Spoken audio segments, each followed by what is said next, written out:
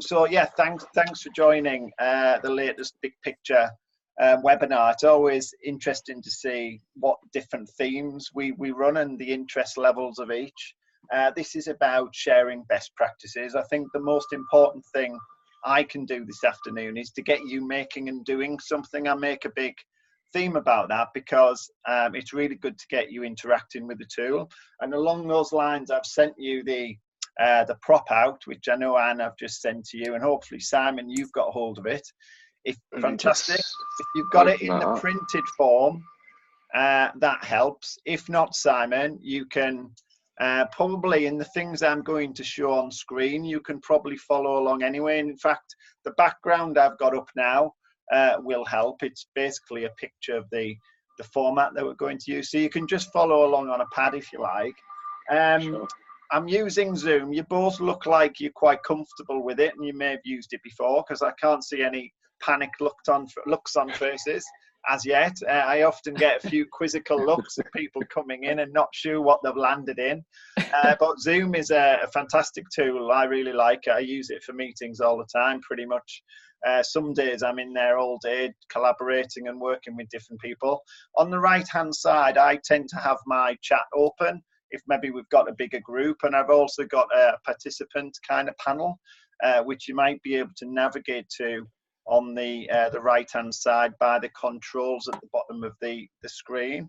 On the top right, you've got a gallery view, which is my preference, but I think there's also a speaker view.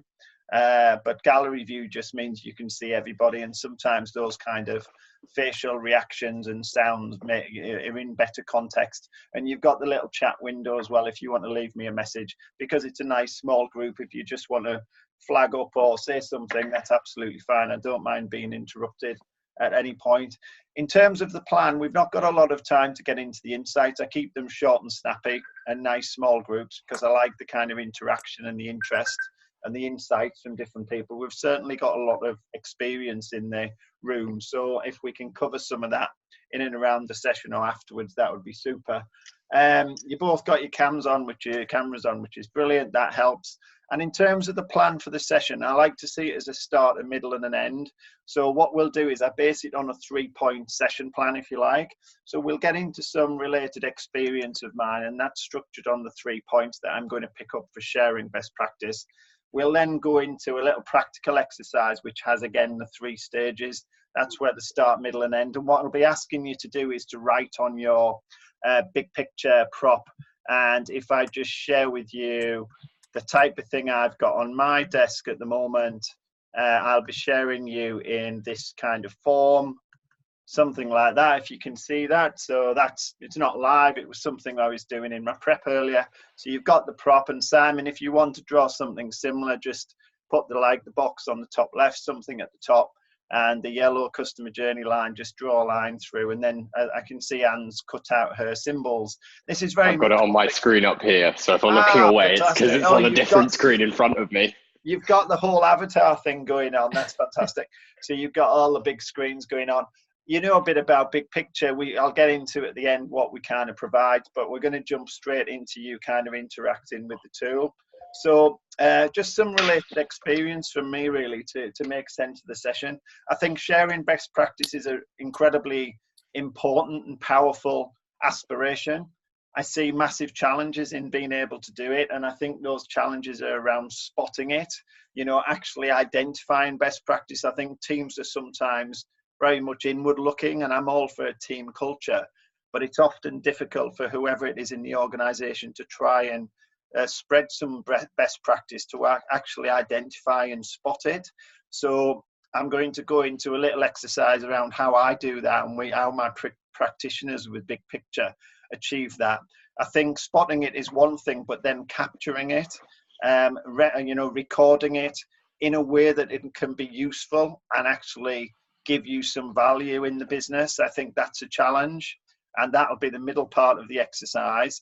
I know there's a kind of Prince2 lessons learned kind of template, and when I was doing my research for this webinar, two massive threads came out, I suppose, which surprised me. One is a lot of lessons learned and best practice revolves around the kind of written template, and everybody gets awfully excited about the written form of a lesson learned and the structure of it. And it almost looks quite a technical and precise approach to best practice. And my experience is that sometimes makes it quite difficult to get hold of and do something with.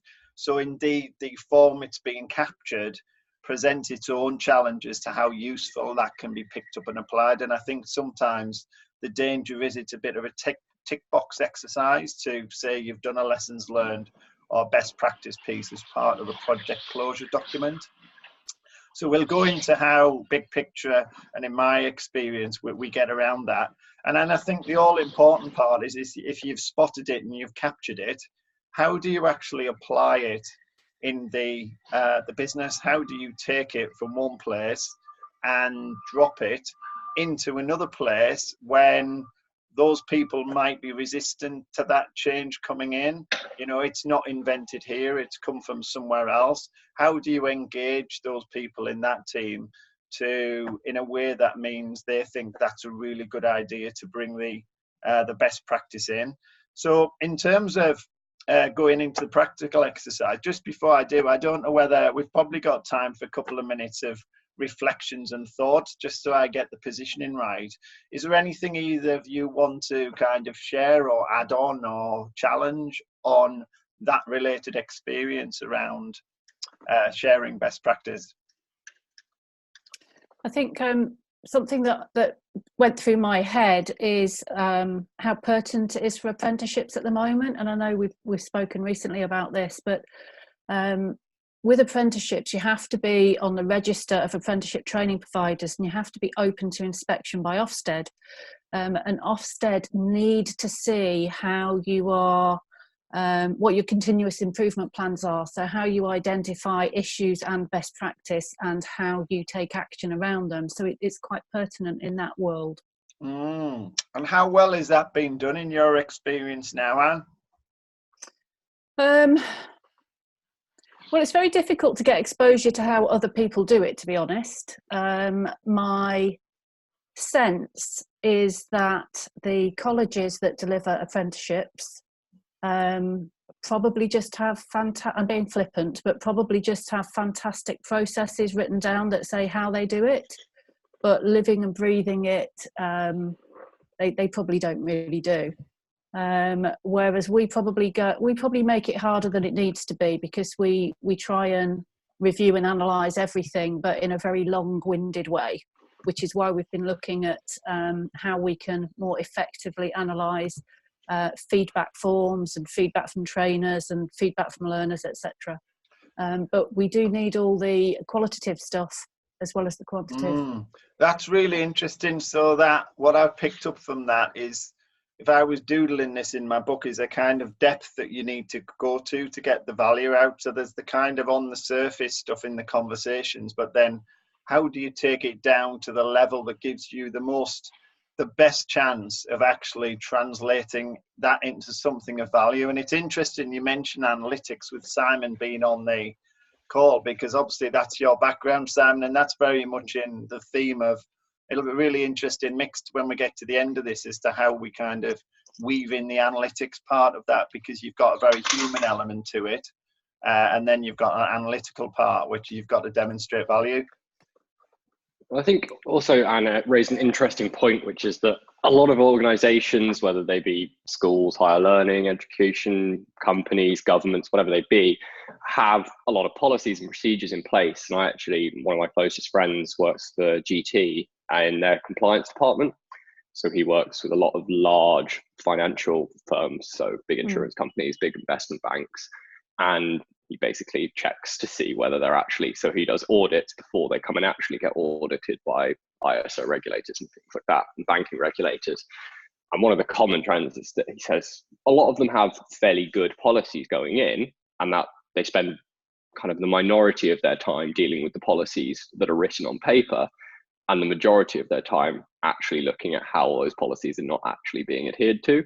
To give you an example, he went to an insurance firm. I can't give you the name, but it's a very large company, and of about 1,000 odd staff, 600 of them had passwords that broke their password policy, so they just weren't strong enough. They were either had been their password for too long and hadn't changed it regularly enough, or they were just really guessable or not secure enough. And that's kind of the highest level of where security needs to be really implemented, because that organization holds millions and millions of very, very detailed personal records on their clients and consumers. So it's definitely something that happens. And I think there is a very large gap between what is written in policy documents versus what actually happens in real life. And I think the biggest misstep is that there's usually no kind of form of monitoring as to whether these policy documents are being adhered to. So there's nobody kind of checking up, looking, and because like from an IT perspective, I know for a fact that's not a particularly difficult thing to manage, and something that organization could have managed in-house themselves and could have kept track of, but they didn't. Yeah. And it presents a massive risk, because if they were found to have, one account had been compromised and that one account got access to a whole load of other information, very quickly they're looking at not just letting their clients down, but actually being very much in breach of government regulations. And especially with GDPR at the moment, it's we're in an interesting space where a lot of those kind of regulations haven't been enforced. So there isn't a precedent yet. So it will be interesting to see when there are GDPR convictions and companies are fined, what those fines turn into and what effect it actually makes. Because I think currently we're in a bit of a limbo stage where that regulation and what it entails, people don't necessarily fully understand. Yeah. And I mean, the big companies don't understand it. So to expect small SMEs to understand it when they don't have people that are full-time devoted to compliance or security or any of those things, I think is a massive, massive ask of SMEs. Once again, I think a lot of government regulation is kind of ill thought out when it comes to SMEs in that way, that they don't really adhere to the fact that SMEs don't have the money and actually the time to do that, and they are the fundamental crux of our economy. Yeah. Yeah, absolutely. No, it's interesting. It's interesting. What I've written down there is the kind of translation of what you described as the compliance regime. On the focus of this practical exercise, I've not gone for compliance. I've gone for more an optimistic and positive view of best practice. But I do understand that kind of compliance is one element of kind of best practice and making sure we comply. So I'm really keen to get you onto the prop. So focusing down onto your prop, you see, if I just share my screen in front of you, and I know, Simon, you might not have it, but you've got your big screen. So at the top of the top left, you've got a space up here to put your company name. And I'm going to base this on a fictional company, but it was actually directly a result of some experience I've had with a client recently. So I'm going to introduce you to a company called Booking Apps. So what we do is we're in a room with a candidate or attendees, participants, if you like. We're actually going to be talking to the development team in this scenario. So I'd like you just to follow along in the top left where I put the green highlight. The company name is Booking Apps. You would be a kind of employee within the development team. And Booking Apps are there to provide tools to help make best use of your time. So this company develops software, developed apps, so they help their clients make best use of your time. And this is where we put the purpose of the company, where I've put the highlight at the top. So you just write in top left and then at the top middle what the purpose of the company is, just in shorthand or whatever makes sense to you. What I'm going to do is take you through some information, and this would be an example of what the kind of conversation we would have with one of the teams within Booking Apps to determine a couple of things with regard to best practice. And those two questions, to simplify things, are what do you do well and what challenges have you got? And what we would do is we would have small groups if the team was sufficiently large, and we would give them all a big picture or the chance to kind of express themselves and get a conversation going. And then what we would do is we would use that And it's always the points of difference that create the really interesting conversations. And this is why you following along and doing your own thing, represent it in a way that makes sense to you, is really important. And then we can compare the differences. So sorry, Martin, just to interrupt, did you say what do you do well and what challenges do you have? Yeah, what do you do well and what could you be better at is how I've written it here. I may have said it differently, but those are the kind of two questions. With all of big picture, the language is really important. And this is one of the themes that we use terms and phrases that don't preclude anyone from, doesn't exclude anyone from being able to interact, because we want the conversation to be as broad as possible with all levels of experience and background. So the two questions I would probably use are, what's something that you do well and something you could be better at? And in response to that, for this scenario, the dev team and the development, remember this is a booking apps company. So at the center of your page where you have, I think it's called operations on your template, this is the dev team. And what they say is they use an agile kind of development approach. This was a real life example that came up. So agile, the dev team use an agile approach, and that's the kind of thing where you would use your opportunity symbol. So you're talking to the dev team, which is that red symbol that you've got on your cutout, which I'll show up here. You've got your red team symbol here. Trying to get the color, there we are. The red team symbol, the dev team in the middle of the page. And the thing that they've told us they do well using this opportunity symbol, the light's a bit funny, there we are. The opportunity symbol is that they think they're pretty good at agile. Agile is a great way to approach software development. It's kind of, everyone's using it. That's what they're doing, and agile is a thing. So we would make a note, or they would on their big picture, that they're using agile. And the two principles they really like in agile that came out as part of the session was that they deliver software frequently, and they really like the working together collaborative piece about it. So we noted two principles of agile.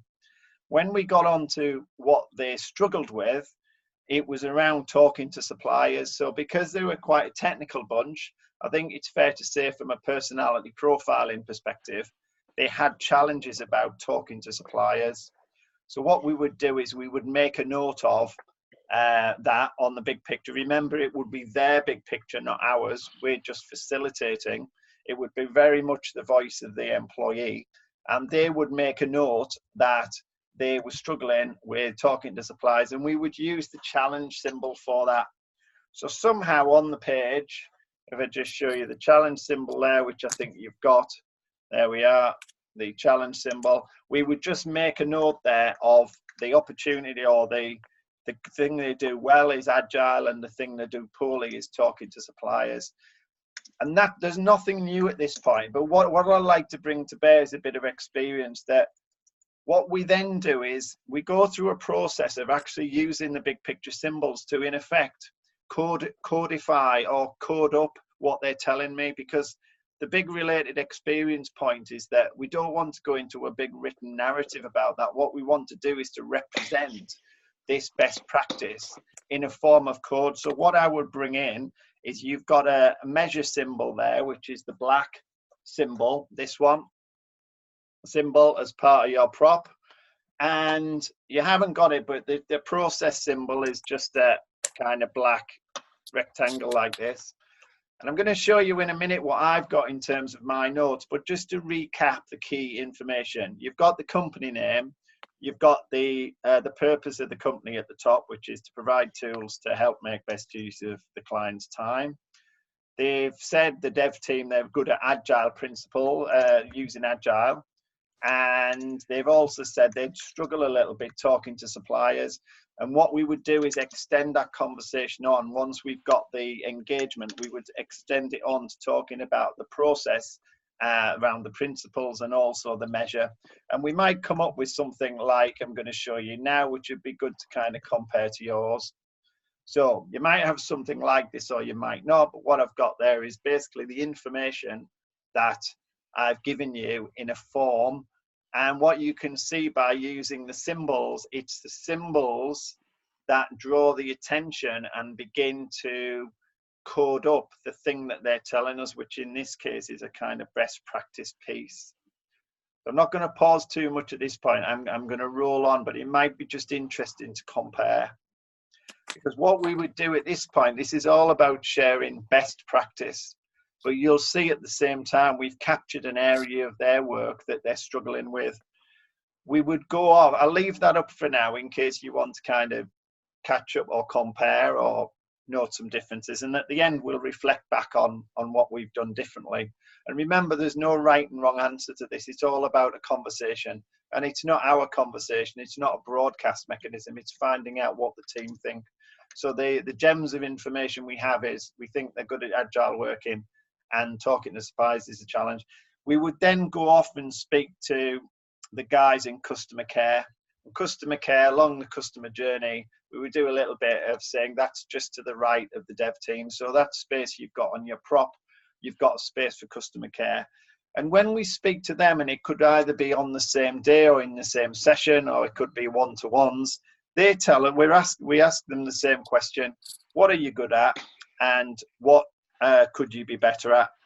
And I know it's a little bit contrived, but this wasn't far off what actually happened in a session, which is why I wanted to bring it to bear.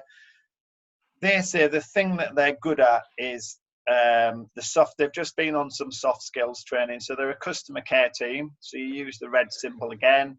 The smiley face or the light bulb is, if you like, the soft skills, which helps with their calls to customers when they ring in. And at this point, they also mentioned the measure they use, which is how many helpline requests come in, and of course, how they deal with them. So what was interesting is both the dev team and the customer care area were both relating to the same measure, which I've noted here as helpline requests. The thing they said they didn't do very well was the kind of volume in, there was like an overwhelming amount of volume coming from the helpline requests, which said to me that there was some issue upstream. So what we're doing here is we're combining, so I'm going to show you in a moment how that was kind of noted on the big picture prop. So if I just stop sharing that one and I come up with the next one. So what we've got at this point are two different teams' perspective of what's going on in that business. And I'll just share with you this version. You can maybe compare with what you have. So I've zoomed in a little bit with my camera, and there's quite a lot on here, but if you've been kind of following along, there's not such a massive jump, and apologies for my kind of handwriting. The customer care here to the right, I've used the soft skills training, and I know I've used the light bulb there. It's just basically giving it a positive slant. And you've got the overwhelming volume, which is a kind of sad face. Now, what came out from this in terms of best practice, there was a kind of reciprocal dynamic going on. So what was happening is the dev teams could use their strength in agile working to help the customer care team with their handling of the volumes, because agile does help with kind of chunking things up and prioritizing and use of time. Equally, the soft skills that the customer care were pretty happy with could actually be shared across with the dev teams to help them in talking to suppliers. So the world is never as tidy as this, but the reason that worked is because when we were talking earlier about how we unlock and represent best practice in a way that it can be used in other areas, the level of depth you go to didn't need to be that deep here to make the connection, and it was all about the connection in the conversation. So what was happening is, because each team, both the dev team and the customer care team, were willing to interact because they were given a reasonable framework in which to work, any sense of barriers or reticence or discomfort with opening up was actually reduced. And more so when we found there was a measure that you can see there in the center of the page, which actually spans both the dev teams and the customer care. They both agreed that that measure was something that they both cared about. And therefore what we were able to do is to follow on and actually introduce a kind of job share swap kind of team where one person out of customer care could go in the dev teams. So I'll bring that back and just have a look. How does that kind of compare? Have you been, in terms of what you have in front of you, both Anne and Simon, how have you interpreted? Anne, do you want to give us a little description of it? Can you see it? I can see it, yeah. If you just zoom out a little bit. I'll pin you up. Pin video. There we are. Lovely.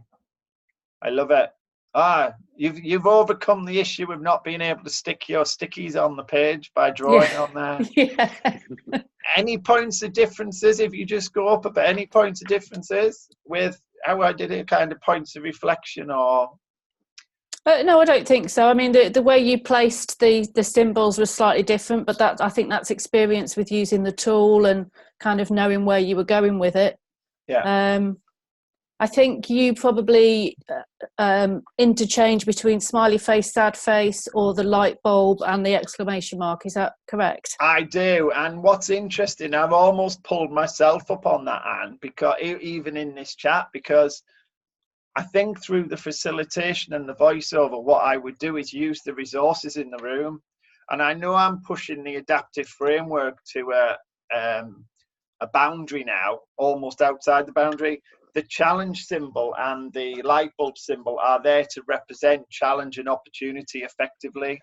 But I'm not that bothered if in the room, if I have those resources to hand, you can use a negative looking association and a positive looking association, even changing the name. And the reason I hesitated when I introduced it, I realized on the prop that you've got the words written underneath, but of course, when they appear in the room, they just appear as a symbol without the writing underneath. And I've realized I'm almost flexing my own tool and intellectual property to interchange it, as you put it.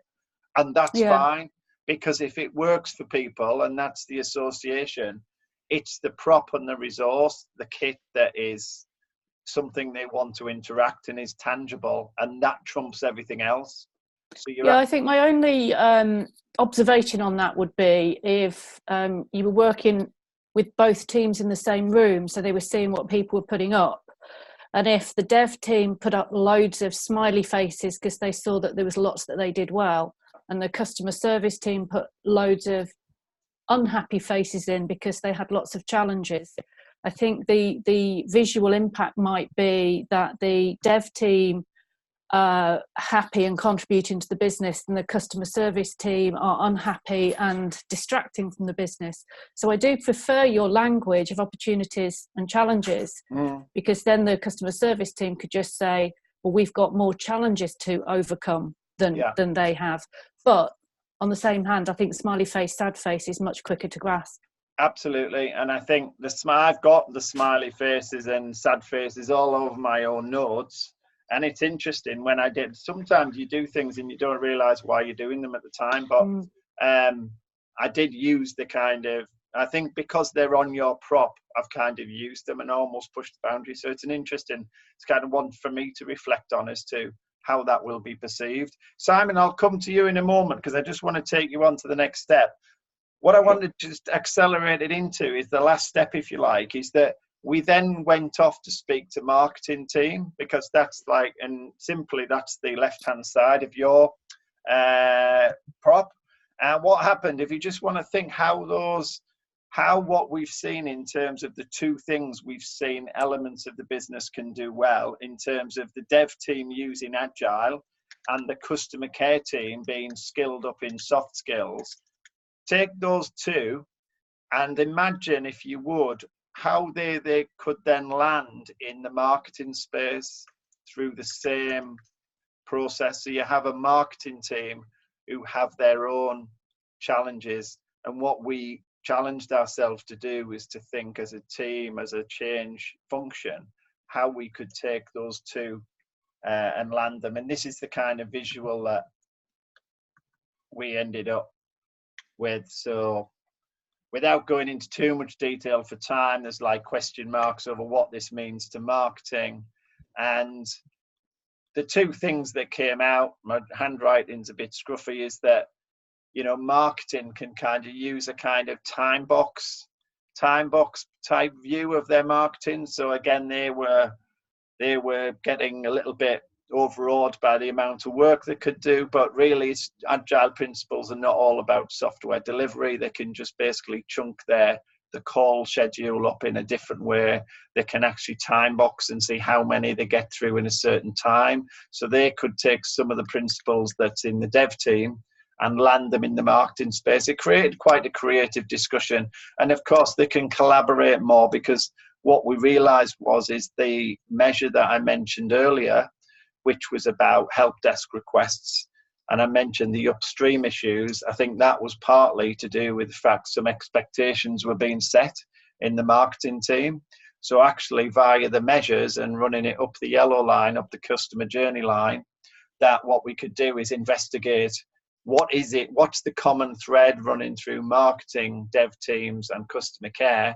And because they were all using the same framework and the same way to converse, it was a much easier the discussion, and we were able to spot other opportunities to land it. So Simon, over to you. Do you have any reflections? How does that compare with what you were coming up with? Well, my other computer is just frozen, but I'll try and attempt to show you. Oh, very good. I can't really see what's going on. It's very codey though. Yeah. Arrows going everywhere. But I think obviously the key one there is that I come from an agile background, so I use it all the time. That's what I do with all my analytics projects. So I think it's the best way to kind of align things, because if you're running a small business, you have to do multiple jobs rather than just one. So I use the methodology in line with my marketing campaigns, and I think much like this hypothetical organization should as well, because actually it lends itself very nicely to marketing as well as a methodology, because it follows that kind of feedback loop, which is how traditional marketing should be done. So I think there is a large kind of opportunity there. And then I think, slightly speaking from my own experience from technology, is that marketing does a very good job, or should do a very good job, of translating complex topics that a dev team would understand into language that a buyer would understand. So I think there is a kind of supplier relations, client relations side of things for the dev team there, where it's all about explaining complex technological things, but in the right way, so that somebody can actually understand and interpret them from another end. So I think there is a definite soft skills kind of opportunity between all three segments of the business. Yeah. And for me, bringing the theme forward from earlier, we talked about the kind of depth you need to go to unleash the strength and power of best practice and lesson learned. Through a fairly brief run through, the key points I'd like to bring out in summary is that I think shared best practice can be uncovered, as usual in big picture, in my experience, through a conversation, by using a framework, a conversation, a language you can give to people which get them engaged and talking about it. Once you have that level of engagement and that focus, what you can do is then via the symbols start coding up your best practice.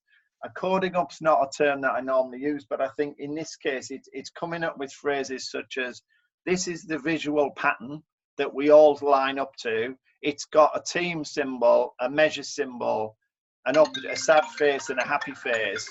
And then talk about those challenges and opportunities. And then if there is a written narrative behind it, is taking those visual patterns and turning them into a, if X happens and Y happens, then Z, and so on. So you can actually come up with almost a one-line description of that best practice. So you have the visual form that people can stand up in a room, use the frisbees, the symbol, the poker chips. You then code that up with some if X and Y, then Z.